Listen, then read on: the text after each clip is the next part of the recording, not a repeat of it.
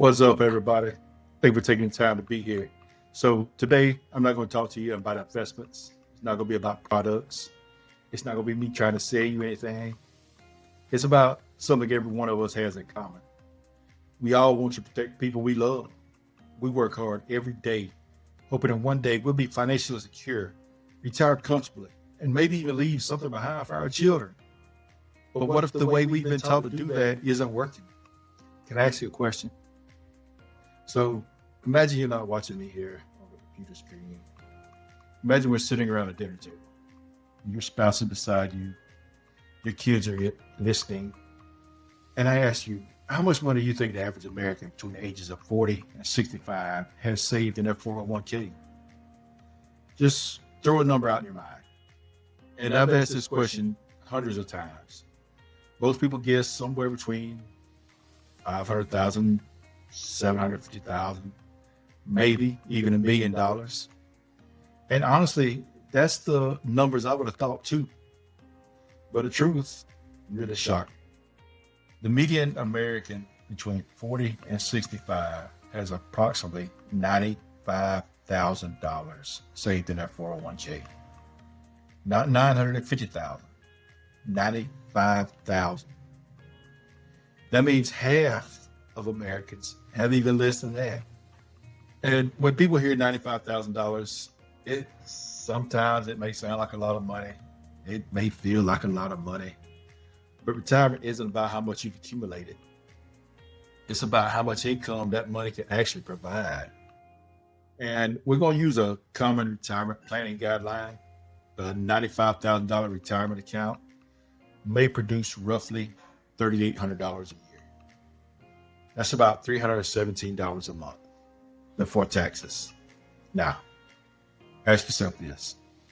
Could you retire on $317 a month? I sure couldn't. Today, $317 may not even cover your family's grocery bill. Man, that's not retirement. That's survival. Maybe it covers your cell phone bill. Maybe. And if that's what decades of saving produces, we got to start asking better questions. Depending on what you drive, it may not even make the car payment. Again, I'm not trying to scare anybody. It's simply putting the numbers in perspective. For many families, $300 won't cover 1 month's electric bill during the summer in the South or in the winter in the North. And that's why income planning matters. People tell me retirement is expensive. I got to disagree. Living is expensive.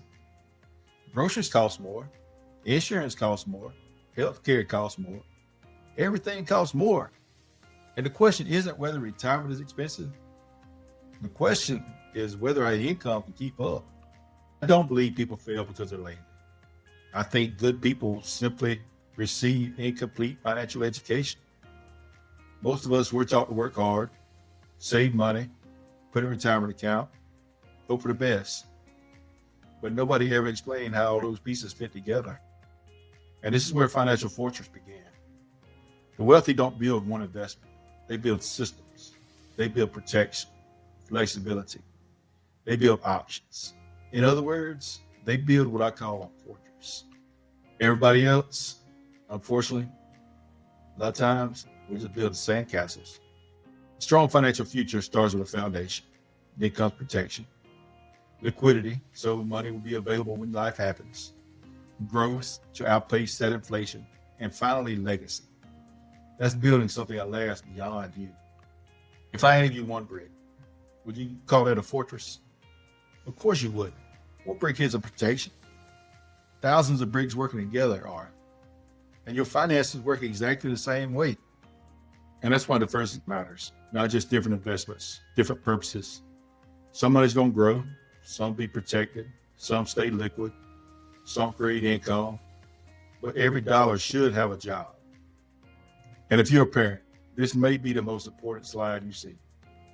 Imagine if your teenager learned these principles today instead of at 45. And time is the one thing that none of us will ever be able to buy back. But money grows because of time, not because somebody picked the perfect investment. The earlier someone starts, the more options they'll have later. So wealth isn't measured by what you're spending. It's measured by what continues after you're gone. The greatest inheritance isn't money. It's going to be wisdom. Money, it don't just disappear. It simply changes hands. Question is, whose hands is your money going to? And our kids are learning about money from social media, but let's make sure they also going to learn it from us. Financial freedom, that's the lead you stumble across. It's built one decision at a time, one habit at a time, and one conversation at a time. So let me leave you with a question. If someone looked at your financial life today, would they see a fortress or would they see a sandcastle waiting for the next wave? That's not a question for me to answer. It's a question for each of us. And if tonight made you think, then we've accomplished exactly what I hope. If you'd like to have a conversation about building your own financial fortress, I'd be honored to sit down with you. No pressure, no obligation, just a conversation. So I want to thank you for your time. God bless you. And I hope you will build something that lasts for generations. So give us a call at 334-441